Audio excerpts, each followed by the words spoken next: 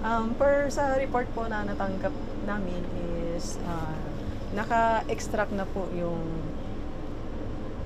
Chinese vessel na po na earlier reported na bahura doon sa may area po ng Pag-asa. Ating Coast Guard, which is na pinuntahan po nila, nag-deploy po sila ng force persa nila para i-check po kung totoo bang nabahura yung vessel na yon. And sa part naman po ng Armed Forces is ready to dispatch din po yung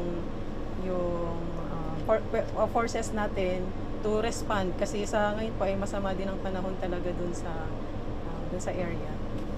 The intention of the AFP is to provide assistance kung ano po yung may tutulong dun po sa grounded na vessels.